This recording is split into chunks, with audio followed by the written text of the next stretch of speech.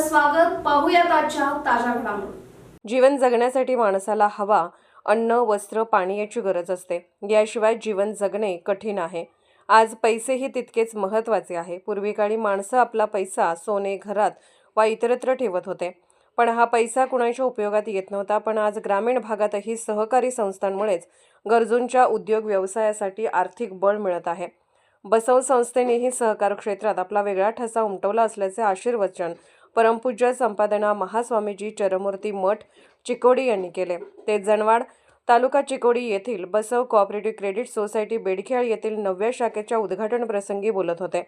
अध्यक्षस्थानी हलसिद्धनाथ साखर कारखान्याचे संचालक जयकुमार खोत तर प्रमुख उपस्थिती बसव बँकेचे संस्थापक अध्यक्ष रामगौंडा पाटील यांची होती. यावेळी सकाळी सत्यनारायण पूजा रवींद्र व सुजाता हुन्नरगी यांच्या हस्ते झाल्यानंतर परमपूज्य श्री संपादना महास्वामीजींचे पादपूजन शाखा उपाध्यक्ष आशिष व आरती आंबी यांच्या हस्ते करण्यात आले. त्यानंतर नूतन शाखेचे उद्घाटन परमपूज्य श्री संपादना महास्वामीजी सुरेश हिरेमठ जयकुमार खोत शाखा अध्यक्ष ओंकार चौगले यांच्या हस्ते करण्यात आले.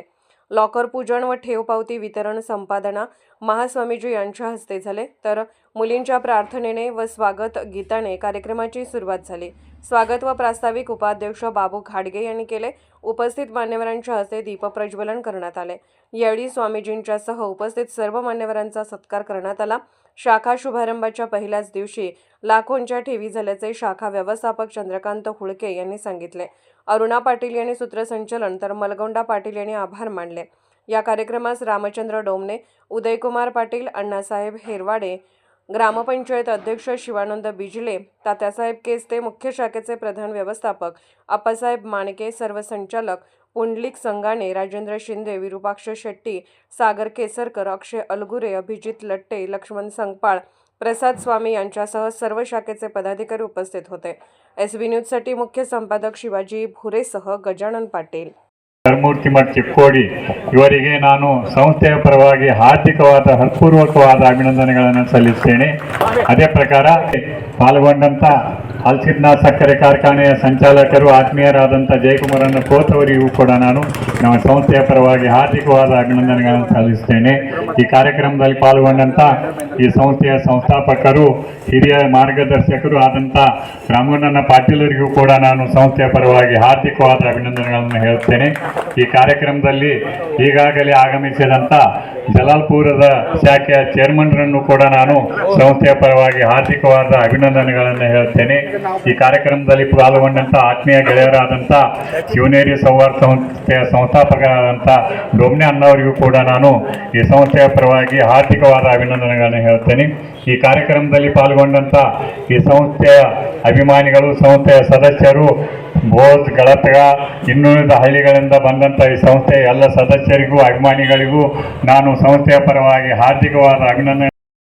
ಮೊದಲದ್ದು ಪ್ರತಿಯೊಬ್ಬರಿಗೂ ಅನ್ನ ಸಿಗಬೇಕು, ಹೊಟ್ಟಿಗೆ ಅನ್ನ ಸಿಗಬೇಕು, ಆಮೇಲೆ ದೇಹಕ್ಕೆ ಬಟ್ಟೆ ಸಿಗಬೇಕು.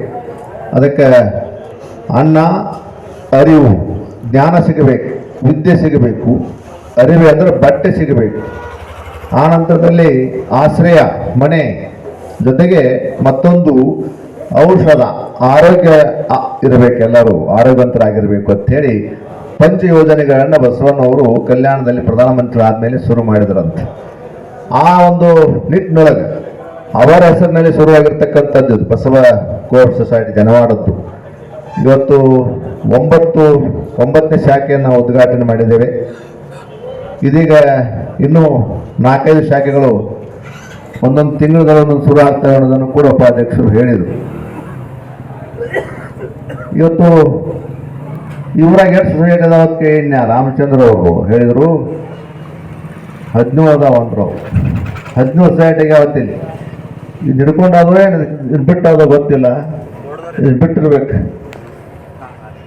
ಇಷ್ಟು ಸೊಸೈಟಿ ಆಗ್ಯಾವ ಅಂದ್ರೆ ಬೆಳಕಾದ ರೊಕ್ಕ ಅದಾವಂತ. ಹೀಗಾಗಿ ಹಣ ಧರಣಿಯ ಪಾಲು ಅಂದಾರ.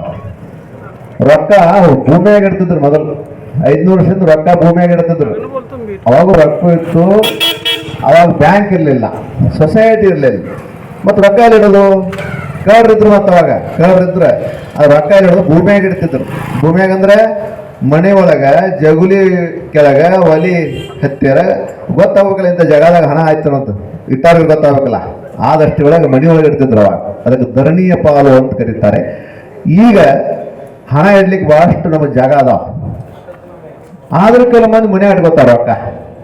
ಅದಕ್ಕಾಗಿ ಅಲ್ಲಿಟ್ರೆ ಅದಕ್ಕೆ ಬಡ್ಡಿ ಬರಂಗಿಲ್ಲ ಮನ್ಯಾಗಿಟ್ರೆ. ಇಂಥ ಸೊಸೈಟಿಗಳನ್ನ ಎದಕ್ಕೆ ಮಾಡಾಕಂದ್ರೆ ನಮ್ಮ ಇರ್ತಕ್ಕಂಥ ಹಣವನ್ನು ಅಲ್ಲಿಟ್ಟು ಯಾರಿಗೆ ರೊಕ್ಕ ಇರೋದಿಲ್ಲ ಅವ್ರಿಗೆ ರೊಕ್ಕ ಕೊಡ್ತಾರ. ಅವ್ರು ಇದ್ದವ್ರ ಕಡೆಯಿಂದ ತಗೋತಾರೋ ಇಲ್ಲವ್ರಿಗೆ ಕೊಡ್ತಾರ. ಅದೇ ಕೆಲಸ ಮಾಡ್ತದೆ. ಅದಕ್ಕೆ ಯಥಾ ಬ್ರಹ್ಮಾಂಡ ತಥಾ ಪಿಂಡಾಂಡ ಅಂತ ಒಂದು ಮಾತದೆ. ನಾವು ಉಂಡಿರ್ತಕ್ಕಂತಹ ಆಹಾರ ಶರೀರದೊಳಗೆ ರಕ್ತ ಆಗ್ತದೆ. ರಕ್ತ ಆಗಿ ಒಂದ ಕಡೆ ನಿಲ್ಲಂಗಿಲ್ಲ. ಅದು ಒಂದ ಕಡೆ ರಕ್ತ ನಿಂತಂದ್ರೆ ಹಾರ್ಟ್ ಅಟ್ಯಾಕ್ ಆಕತಿ. ಅದಕ್ಕೆ ಆ ಹೃದಯ ಏನು ಮಾಡುತ್ತೆ ಅಂದ್ರೆ ಅದನ್ನೆಲ್ಲ ತಲೆ ಕಡೆ, ಕೈ ಕಡೆ, ಕಾಲು ಕಡೆ ಎಲ್ಲ ಕಡೆ ಆ ರಕ್ತವನ್ನು ಕಳಿಸೋ ಕೆಲಸ ಮಾಡ್ತದೆ ಹೃದಯ. ಹಾಗೆ ಇಲ್ಲಿಯೂ ಕೂಡ ಸೊಸೈಟಿಗಳು ಏನು ಮಾಡ್ತಾವಂದ್ರೆ ಇದ್ದವ್ರ ಕಡೆಯಿಂದ ಡಿಪಾಸಿಟ್ ತೆಗೆದುಕೊಳ್ತಾರೆ, ಇಲ್ದವ್ರಿಗೆ ಅವುಗಳನ್ನ ಕೊಡು ಕೆಲಸ ಮಾಡ್ತಾರೆ. ಇವತ್ತು ಸೊಸೈಟಿಗಳಾಗಿದ್ದರಿಂದ ಬಹಳಷ್ಟು ಅನುಕೂಲ ಆಗಿರ್ತಕ್ಕಂಥದ್ದು. ಈ ನ್ಯಾಷನಲ್ ಬ್ಯಾಂಕ್ಗಳು ಸಾಲ ದೌಡ್ ಕೊಡಂಗಿಲ್ಲ. ನಿಮಗಲ್ಲಿ ನಮಗೆ ಕೊಡೋದು ಸ್ವಾಮಿಗಳಿಗೆನ.